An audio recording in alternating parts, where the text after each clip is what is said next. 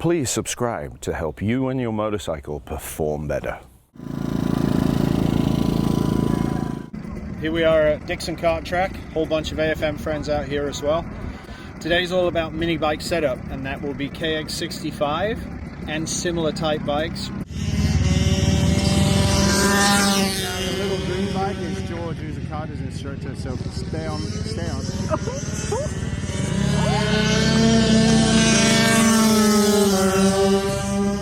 150 singles. Stay on that corner and let him go. Stay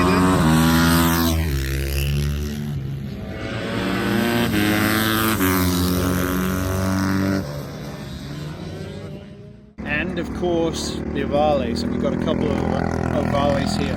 We're going to work with Bugner today. She has a GP-2 190cc engine running on 110 leaded. And she's gotten used to it. I did the initial set on it, and now she's getting a lot faster. She's really struggling with the handling. The key here is on a kart track, your speeds are low, your corners generally can be banked, not flat. So the important part about setup, especially at the kart track for a motorcycle, is weight transfer forwards and backwards. It can't be excessive, because if you hit the brakes and the front end dives, then the rear end wants to kick. And at a kart track, you're trying to sustain momentum as much as you can all the way through the corners. Trail braking really gently while you're leaning to optimize your roll speed. But you've got to keep that momentum going. And in doing that, having the bike absolutely perfectly balanced front and back, that's going to take a while. Now, the faster you go, the more you go through the corner, the more the suspension moves. So we have to control the amount of movement via preload and compression settings. And once that's all set up, then the oil temperature is going to determine the rebound setting, because there's also internal engineering there that we have to understand and figure out. So, challenge on a mini bike is that we're grown adults. We shouldn't be on these damn things, but we're going, we're riding them, and we're going to have fun. The hardest thing to remember when you go to a go-kart track on the smaller bikes is to be as lazy as possible, because any slight movement on a bike you can almost literally carry affects the chassis really, really quickly. So it's rewarding here that you are as lazy as possible executing the skills that need to be done to create smoothness, so you keep that momentum going in the corner. Setups on go-kart tracks are extremely different from setups for intermediate type bikes, say a Ninja 300, that will come on a go-kart track, because you just can't get it going as fast as a small bike. So unique settings, unique ergonomics based on the challenges we face with a mini bike for a grown adult in getting the rider comfortable, and then outside of that, finding the right setup. And it's going to be seasonal based, because out here right now we're in the 70s, but when we get to summer, when it's 110 plus, that setup's not going to work at all, and neither is the tire pressure. Last piece on tire pressure, realize that somewhere around your third session in the morning, you're kind of getting coordinated, you're getting your rhythm. You want to see a 3 psi gain cold to hot, or if you're using warmers, you want to come in with the same pressure that you went out with. Now, to do that, you've got to signal that you're coming in, but coming quick. Get to your pit, take the pressure, do that right away. Or if you have a helper, have them ride at pit out to be able to take the pressures and see where you're at. So we've got some fun tuning today. We've got big bikes, we've got small bikes, we've got all kinds of stuff in between, but the focus is going to be Bugner with the Ohvale. So it's time to go get the tools and get to work. Hey, I'm Bugner. This is my Ohvale GP-2 190. I got this as a practice bike for the local go-kart track. The GP-2 is a full-blown little super bike for the little track. Every little input that you do gets transformed to a really big input, so you have to have a lot of finesse to ride it. Alright, Ohvale GP-2, we're going to find out where the settings are for Bugner to start. Preload is 3/4 of a turn in. Check that it's the same. Half on that one. 3/4. Okay.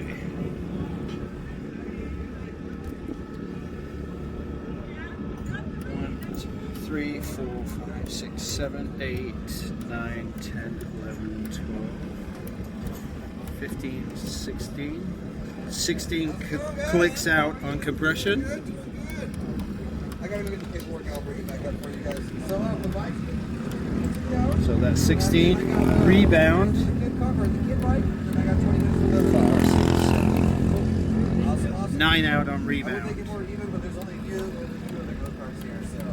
I can't ride for more than 10 minutes anyway. Okay. No, There we go. So we've got 3 threads showing on preload between the body of the shock and the top ring. So now we're going to go to this bottom red nut. That's rebound. So we're going to turn it this way to maximum and get our count. So 1, 2, 3, 5, 6, 7, 8, 9, 10, 11, 13, 14, 15, 15. So put it back. 1, 2, 3, 5, 6, 7, 8, 9, 10, 11, 12, 13, 14, 15. And then up inside here, that's the compression adjuster. So we've got to see where that is. So we've got to go clockwise. 1, 2, 3, 4, 5, 6, 7, 9 out.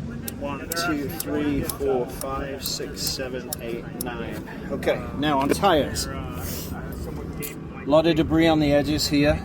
So cold pressure was 21, which was way too high. So we're going to go to 19. The other part is rounded edge on the back side. Says rebound is too slow, but we have nice little clean triangles right there, suggesting that rebound's too fast. So we've got to find a mix. So I'm going to open the rebound here. 4, 1, 2, 3, 4, and I'm not going to change compression. So now let's go to the front. On the front of the tire, the leading edge is really sharp, and the back edge is very clean but rounded down substantially.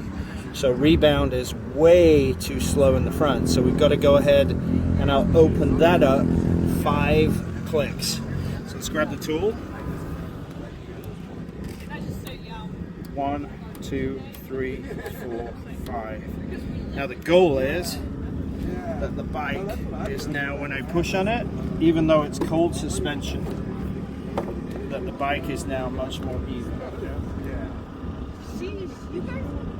Which it is. Okay. So Bogner will go for a first run. We'll get the tire warmers on. So we'll go for a first run, get it hot, and then we'll see what we need to do after that.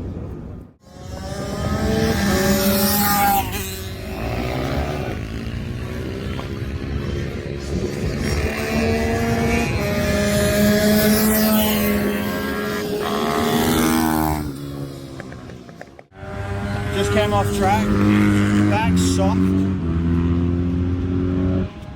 but the front's much stiffer, it won't move. So we've got to take compression damping out so the bike will turn. So we're going to go 6 out, 2, 3, 4, 5, 6. On shock compression, I'm going to go in 3 clicks. I got to go in this way, 1, 2, 3, and try and even the bike up. So when I push on it, say.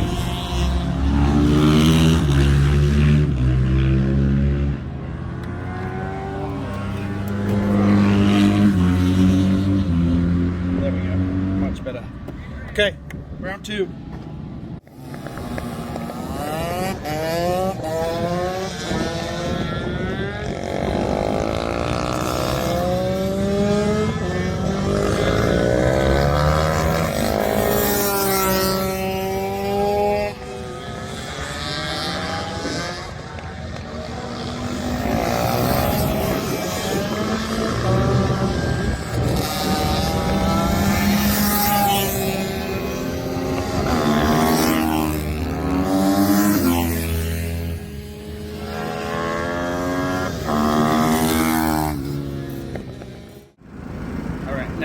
Next set of adjustments reflect that I made the front too soft, so going into the corner it would drop and stop. It made it really hard to get the bike turned because the suspension wasn't compressing to turn. So we put some more compression back in, 5 out, puts 3 back in. So braking and turning, the front loads, the forks collapse, and the bike turns. So that'll make it easier. Mid-corner was still off on rebound. The back was showing just a little bit too fast, so I went 1 click in on shock rebound to make it slower, and the front was actually showing too fast, so I went 1 click back in on the front, so now it's perfectly balanced. We can't do that until we get hot oil. Once we get hot oil, then it's much easier to go ahead and set oil based on its flow, based on its heat. So that's done. So at this point now, we're probably a click away from being where we need to be. So Bogner's going to go back out here in the next rotation. That'll be our final tuning session for the day. And at that point then she's going to spend the rest of the day learning about the new settings and getting to be able to, as you must do on these bikes, relax and be as lazy as possible. So the bike is finally broken in, and Dave was kind enough to come out and help me with it. It felt not great. It didn't feel good on the braking. It kind of wiggled all over the place. I was sliding the rear end. So he came out and he did a baseline setting. We went out and it started feeling better and better. And we went back out.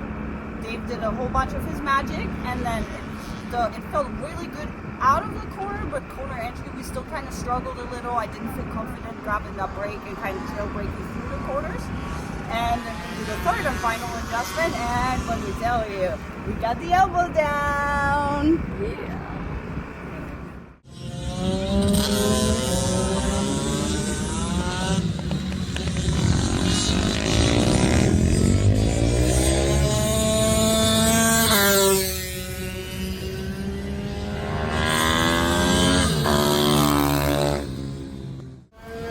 Now post-session and post-tuning, we always want to check the tires and the wear to see what we had. When we started this morning, there was a lot of mouse poo right here, a ton of it, and now we're actually getting not balls, but we're getting clusters. See here, it's just an aggregation of rubber that was laying on the side, and we're getting stringy rubber here. We're getting a 4 psi gain cold to hot, so we're right there, and as the day warms up and the lap times come down, these clusters of balls will change into solid, unique balls, and all this stringy debris on the edges will disappear. Running fingers across the tread pattern, it's perfectly even front and back. So with all the changes between compression and rebound, the bike is now super stable going into the corner. We're getting the most cleaning here on the right-handers because that's where the bike is longest on the side of the tire. But on the other side, when we come to this side of the tire, it's starting to clean because we had so much debris here before the morning started on track that all this debris has to wear away and fling away on the outside. So as we roll the tire around, again, no difference here on the tread pattern height on both sides. There is a tiny little round clean piece here, but that's where we're actually focusing on braking, and as soon as the throttle is picked up here, everything cleans up. So the shiny band there is throttle pickup, and this band in the middle is full throttle. So overall, the rear tire cleaned up dramatically. So now let's go take a look at the front. On the front tire this morning, we had a lot of debris on the leading edge of the tire there. And now that debris wipes away. So the setting we had was rebound too slow. This edge of the tire on both sides was way, way higher than the back edge. Now they're almost even, but there's a debris on both sides on the leading edge. So I'm going to make an executive decision here, and I'm going to take out 1 click of rebound. The front tire is gaining pressure correctly, which is great. Now the other part is these very faint lines on this side coming here, that's trail braking. So Bogner's riding hard enough to get trail braking marks in. Most of that is the first and the third corner where you're braking while leaning, bringing it in. If this excessive rubber here continues to build up and she gets faster lap times and the track temp comes up, then tire pressure is the issue, but this is nice and sharp and this is still rounded. So we're going to go to our rebound adjuster and we're going to go one click left.